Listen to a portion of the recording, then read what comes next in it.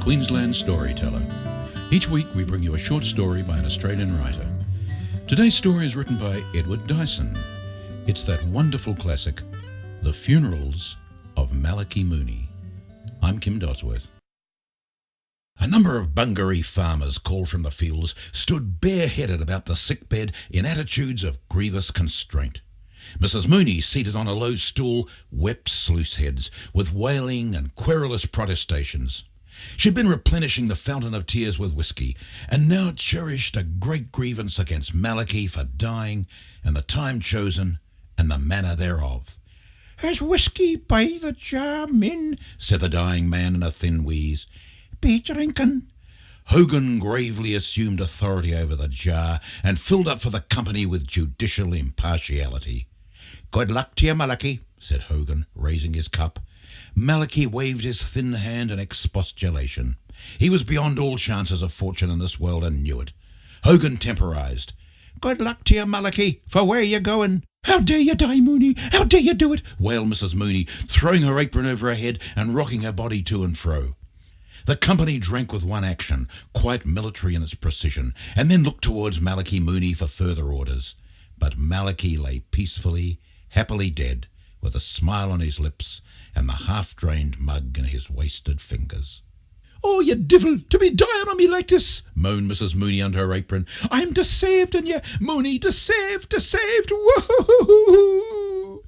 Presently, perceiving that Malachi was beyond argument, she lifted up her voice and filled the house with dolorous cries and wailed dutifully and monotonously far into the night, when the chant was taken up by eerie, wrinkled old crones, smoke-dried grandmothers lent for the occasion by sympathetic families from the four corners of the wilderness.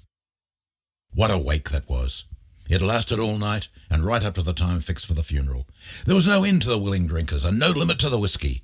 Indeed, the miraculous manner in which tiny kegs, loaded to the bung, rolled from under the bed on demand, confirmed the local opinion that Malachi Mooney had more than a finger in the snug still, the smoke from which curled so artfully up from a charred trunk on Peter's Hill, and was thoughtfully given a supernatural origin by the neighbourly people of the district. The funeral was advertised to move from the home of deceased at 10 a.m. sharp. It was a long march to the Ballarat Old Cemetery, and an early start was deemed necessary in consideration of the fact that Hooley's funeral, which happened a month earlier, had been fined for furious driving by reason of the anxiety of the mourners to reach the graveyard before closing time. When the friends of the late Malachi Mooney arrived, they walked reverently into the room where Malachi lay still on the bed amidst his monumental candles, and gazed on him for a moment with pensive sadness, as in duty bound. "Poor man, he have the peaceful smile on him. He have.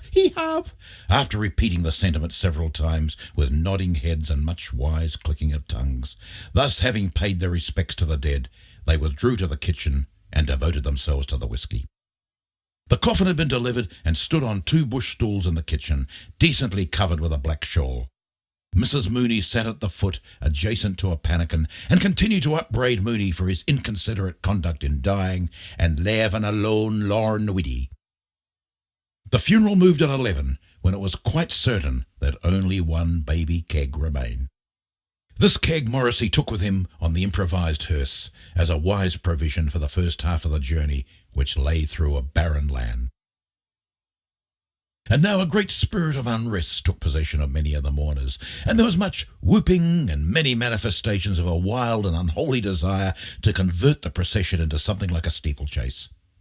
Springing up with a whoop and a whirroo, Clark whipped his mare alongside the hearse. "Morrissey," he cried, "I can bet that bumble-footed old crock to the pint beyond for 10 bob." "You can't," roared Morrissey, all the sportsman stirring within him. "You lie," Clark fairly shrieked, laying the whip on. Morrissey lashed his ageing horse, and the veteran, scenting a contest, snorted defiance and hit out with all four legs at once. The other drivers flogged their stolid horses into unwanted activity, and in this way the mad funeral, strung out a mile long, tore through one affrighted township, scattering sows and sucklings, goats, dogs, poultry, and shrieking children, raising a dust that blotted out half the landscape, and filling men and women with a wonderment that lasted many days. The procession travelled into the outskirts of Ballarat without any further misadventure. In fact, most of the drivers and several of the ladies were asleep, and the weary plough horses drowsed along at their own gait.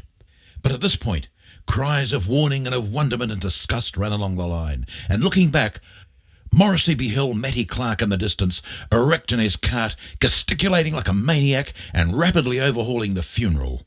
Matthew had fixed a sapling under his trap for a skid to replace a wheel lost earlier in the day. And on this and one wheel, he presently rattled up alongside the hearse again, oblivious to the threats and expostulations of the mourners. "Mike Morrissey, you divil, ye," yelled Matt Red, panting and furious. "To the cemetery for a quid." "Never a one of me," replied Morrissey. "Yes, be the powers," roared Clark, shooting ahead and slashing viciously at the hearse horse as he passed. A couple of horsemen put their nags to a gallop to head off Matty Clark, and in this way the funeral broke in upon Ballarat, careering down Humphrey Street and stirring the city to its depths. Many astonishing funerals had come up out of Bungaree and to Ballarat East, but Malachi Mooney's funeral was the most weird and wonderful that ever invaded any town on the Australian continent, and news of it seemed to have electric passage through the place. The improvised hearse, with a well-intentioned effort to rig a pair of plumes or cock's feathers upon it, the strange jocund horse that hauled it, and the great red clad-up, hairy, wild-eyed Galway man driving, were alone sufficient to have brought the whole population into Bridge Street, but with the added attractions, the awful procession of drays, their dusty, kiln-dried occupants, and the last vehicle riding jauntily on its skid, the funeral simply stopped business, took possession of the town, and drew the people after it in crowds. Morrissey had the reins wound about his wrists, and with his heels dug in, his eyes protruding, and all his faculties intensely concentrated, hung onto his horse. The matrons still swung their stout feet, and here and there a worn-out mourner slept in his dray. Heffernan and Moore with their heads suspended over the tail and their mouths open. The police followed too, and eyed the procession dubiously, half inclined to arrest the whole funeral. But by exercising the severest self-restraint and the greatest caution, the mourners contrived to pull through and arrived at the cemetery at 4:30 with the coffin in good order and condition. After the usual preliminaries, the coffin was carried to the graveside by 4 of the late Mooney's most intimate friends, and considering all things, their progress down the path was not as devious as might have been expected, but they landed the pine casket with a dump that produced the greatest sensation of the day. The coffin lid had not been screwed down, and it slipped to one side, making a revelation. There were many cries and much commotion when it was seen that the coffin contained packages of sugar and tea and miscellaneous groceries, and nothing more. Malachi Mooney was not there. Consternation sat whitely on every face, and the women crossed themselves vigorously. "He's been spirited away," wailed the widdy. "Did anyone see us drop him?" asked the dazed Morrissey in a small, awed voice. Flynn now remembered that he had packed the groceries into the coffin the day before. He it was who carted the casket out from Ballarat, and having goods to carry at the same time, he packed them into the painer for convenience, and by reason of the awful thirst that came upon him and possessed him for 2 whole days, disremembered everything afterwards. In truth, the late Malachi Mooney still lay undisturbed upon the bed in his humble home in Bungaree, and the last of the yard-long candles guttered in the brass sockets at his head. The corpse had been forgotten. And this is how Malachi Mooney came to have 2 funerals.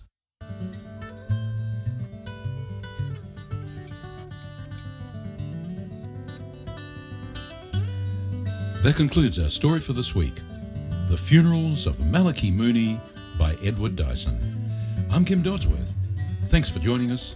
I'm looking forward to bringing you another story from the Queensland Storyteller this time next week.